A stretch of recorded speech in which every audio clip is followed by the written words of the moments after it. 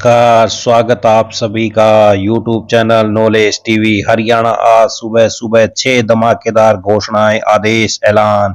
क्या है पूरी अपडेट, आइए देखते हैं।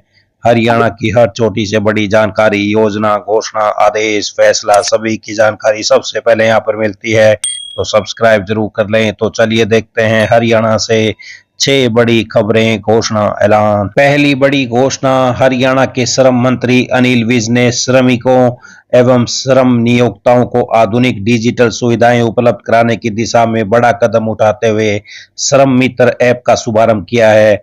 उन्होंने बताया कि यह ऐप डिजिटल क्रांति के तहत विकसित किया गया एक अत्याधुनिक प्लेटफॉर्म है, जो श्रमिकों और नियोक्ताओं के बीच सीधा, पारदर्शी और त्वरित संपर्क स्थापित करेगा।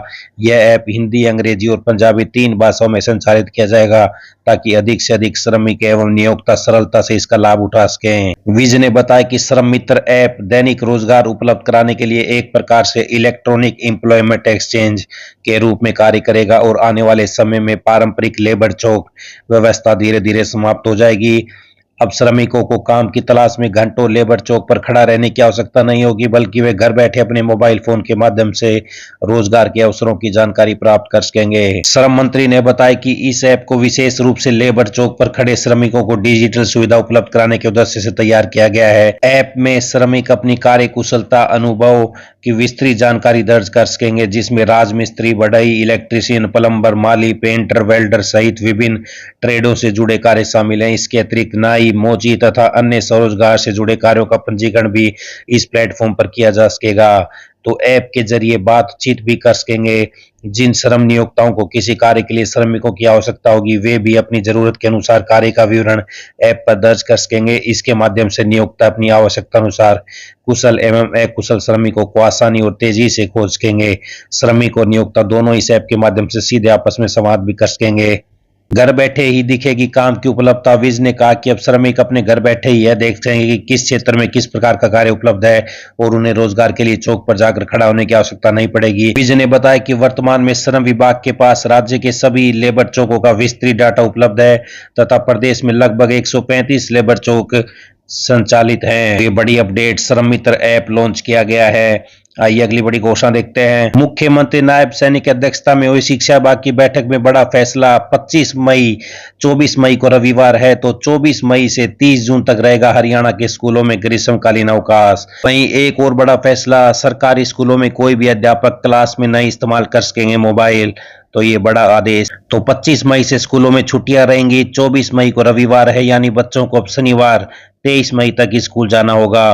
पहले ये छुट्टियां 1 जून से संभावित थी, अब 25 मई से स्कूलों में छुट्टियां होंगी। हरियाणा के मुख्यमंत्री नायब सैनी ने कहा कि क्रीड परिवार पहचान पत्रों में नागरिकों की आय सत्यापन का कार्य ग्राम सभाओं के माध्यम से प्राथमिकता के आधार पर पूरा कराए, ताकि जरूरतमंदों की पहचान कर उन तक सरकारी योजनाओं का लाभ पहुंचाया जा सके। तो ग्राम सभा के निर्णय को अंतिम माना जाए। मुख्यमंत्री ने कहा कि टीम लीडर और लोकल ऑपरेटर से प्राप्त आय के आंकड़ों को उस गांव की ग्राम सभा की बैठक में रखा जाए, और ग्राम सभा तस्दीक करे कि उस परिवार की वास्तविक आय क्या हो सकती है। ग्राम सभा द्वारा लिए गए निर्णय को अंतिम माना जाएगा। मुख्यमंत्री ने कहा कि जिन व्यक्तियों की आयु तस्दीक के आवेदन लंबित है, उन्हें अतिरिक्त उपायुक्त के माध्यम से वेरीफाई कराया जाए। इसके लिए आवेदक की सबसे बड़ी संतान की आयु को आधार मानकर भी व्यक्ति की आयु का निर्धारण किया जा सकता है।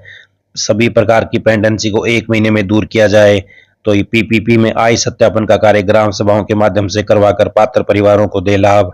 तो ये हरियाणा मुख्यमंत्री बड़ा फैसला। ये अगली बड़ी घोषणा देखते हैं। हरियाणा सरकार लेकर आई है खेल प्रतिभा प्रोत्साहन वित्तीय सहायता योजना। अंशदाता श्रमिकों के बच्चों के लिए आर्थिक सहायता। हरियाणा श्रम विभाग में खेल प्रतिभा प्रोत्साहन वित्तीय सहायता योजना के तहत पंजीकृत श्रमिकों के बच्चों को खेल प्रतियोगिता में भाग लेने या जीतने पर आर्थिक सहायता दी जाती है। इनमें जिला स्तर से लेकर अंतर्राष्ट्रीय स्तर तक खिलाड़ियों को प्रोत्साहन राशि है। इनमें जिला स्तर पर 2 से 3 हजार, मंडल स्तर पर 3 से 5 हजार, राज्य स्तर पर 4 से 7 हजार, राष्ट्रीय स्तर पर 5 से 9 हजार और अंतर्राष्ट्रीय स्तर पर 11 से 31 हजार रुपए तक प्रोत्साहन राशि का प्रावधान है। यानी अगर किसी श्रमिक का बच्चा राज्य स्तरीय व्यक्तिगत खेल प्रतियोगिता में भाग लेता है, तो उसे 7,000 रुपए मिलेंगे। यह लाभ हरियाणा के औद्योगिक और व्यापारिक संस्थानों में काम करने वाले अंशदाता श्रमिकों के बच्चों को मिलता है।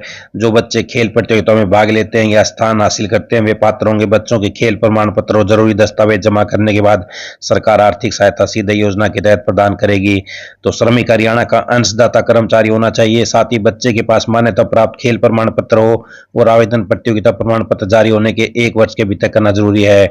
तो श्रमिक सरल हरियाणा पोर्टल पर ऑनलाइन या संबंधित श्रम विभाग के माध्यम से आवेदन कर सकते हैं। इसके लिए जरूरी दस्तावेजों में नियोक्ता प्रमाण पत्र, वेतन पर्ची, खेल प्रमाण पत्र, राशन कार्ड या पीपीपी या ईएसआई कार्ड या कर्मचारी प्रमाण पत्र होना जरूरी है। तो ये बड़ी अपडेट, बड़ी योजना।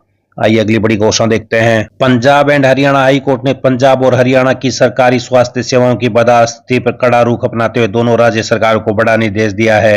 हाई कोर्ट ने कहा कि हर जिला अस्पताल में कम से कम एक सीटी स्कैन मशीन, एक एमआरआई मशीन और एक आईसीयू होना जरूरी है। साथ ही हाई कोर्ट ने डॉक्टरों के हजारों खाली पदों को भरने के लिए तुरंत भर्ती प्रक्रिया शुरू करने के आदेश दिए हैं। तो पंजाब हरियाणा सरकार को हाई कोर्ट की फटकार, कहा हर जिला अस्पताल में सीटी स्कैन, एमआरआई, आईसीयू जरूरी, दोनों राज्यों को तुरंत भर्ती के आदेश। आइए अगली बड़ी घोषणा देखते हैं। मुख्यमंत्री नायब सैनी ने विश्व मधुमक्खी दिवस पर मधुमक्खी पालकों को प्रोत्साहन राशि वितरित की है। 85% तक सब्सिडी के साथ मधुमक्खी पालन को बढ़ावा, 30 किसानों को 1.02 करोड़ की प्रोत्साहन राशि जारी।